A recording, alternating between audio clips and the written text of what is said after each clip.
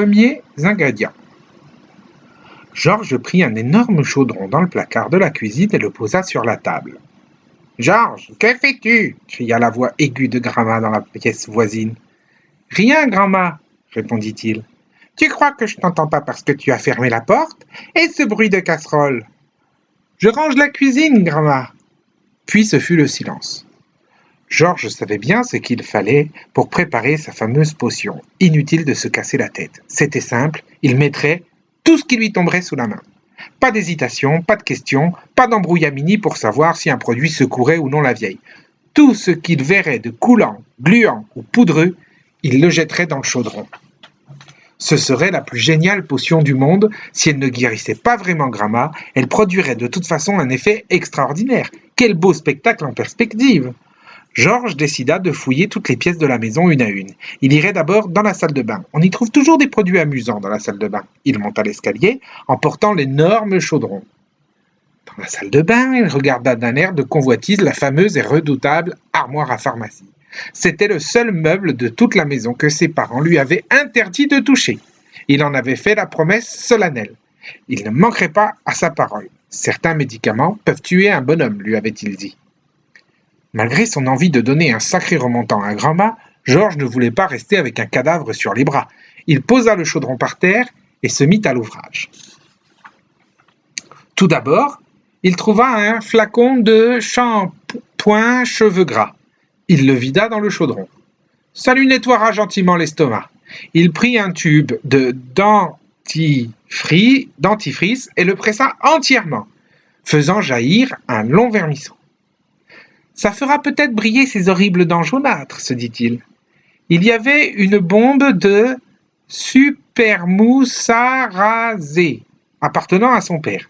Georges adorait jouer avec les bombes. Il appuya sur le bouton et le vida.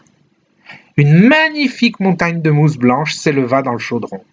Avec ses doigts, il vida le contenu d'un autre pot de crème où était marqué « Crème de joue vitalisée ».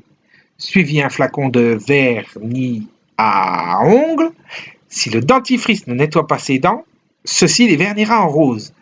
Il découvrit ensuite un pot de crème dépilatoire. Sur l'étiquette, on pouvait lire « Étendez la crème sur vos jambes, laissez agir 5 minutes ». Georges mit toute la crème dans le chaudron. Ensuite, un flacon rempli de liquide jaune. Lotion miracle antipelliculaire. Dans le chaudron, brillantine pour l'hygiène des dentiers, de la poudre blanche, une deuxième bombe de déodorant. Elle devrait en utiliser beaucoup, se dit Georges en mettant la bombe dans le chaudron. Puis un grand flacon de paraffine liquide. Il n'avait pas la moindre idée de ce que c'était, mais il le vida quand même. J'en ai fini avec la salle de bain, pensa-t-il en jetant un dernier coup d'œil autour de lui. Dans la chambre de ses parents, sur la coiffeuse de sa mère, il découvrit avec joie une troisième bombe. Lac. Vaporisez doucement à 30 cm de vos cheveux. Il vaporisa toute la bombe dans le chaudron. Il adorait jouer avec les aérosols. Un flacon de parfum fleur de navet qui sentait le vieux fromage. Au chaudron. Au chaudron également, une grosse boîte ronde. Poudre peau rose. Il avait une houppette. Pouf la houppette. Elle porte bonheur. 2 tubes de rouge à lèvres. Il retira les 2 bâtons rouges et graisseux et les ajouta à la mixture. La chambre à coucher ne présentait plus d'intérêt. Georges redescendit au rez-de-chaussée avec son énorme chaudron. Il trottina vers la buanderie où étaient rangés les produits de nettoyage. Le premier qu'il trouva fut un grand paquet de super blanc pour machine à laver automatique. La saleté s'en va comme par magie. Gramma était-elle ou non automatique? En tout cas, elle était sûrement sale. Il faut y mettre tout le paquet. Ensuite, une grande boîte d'encaustique parquet. Enlève les saletés, les souillures et les taches de votre sol en le rendant brillant comme un miroir. Georges plongea la main dans la cire orange et vida la boîte. Puis, un petit paquet rond en carton de poudre insecticide pour chiens. Attention à éloigner de toute nourriture. Si le chien avale cette poudre, il risque d'exploser. Parfait, dit Georges en renversant la poudre dans le chaudron. Sur l'étagère, un autre paquet. Nourriture pour canaris, ça fera chanter la vieille perruche. Ensuite, Georges fouina dans une boîte qui contenait des brosses, des chiffons, du cirage. La potion de Grand'ma était brunâtre. Il faut que ma potion le soit également, sinon Grand'ma saura qu'il y a anguille sous roche. Il décida donc, pour colorer sa potion, d'ajouter du cirage brun foncé. Splendide, une grosse boîte. Il la racla à l'aide d'une vieille cuillère, et dans le couloir qui amenait à la cuisine, Georges aperçut une bouteille de gin sur le buffet. Grand'ma adorait le gin. On lui donnait un petit doigt chaque soir.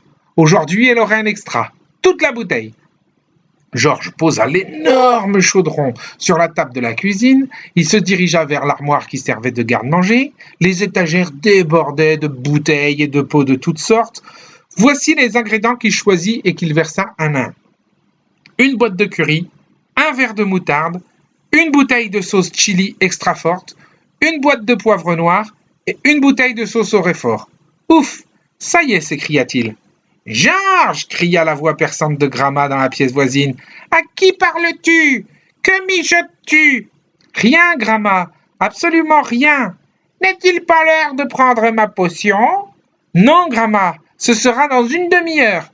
Bon, surtout n'oublie pas. Oh non, Grand'ma, répliqua Georges, je ne pense qu'à ça.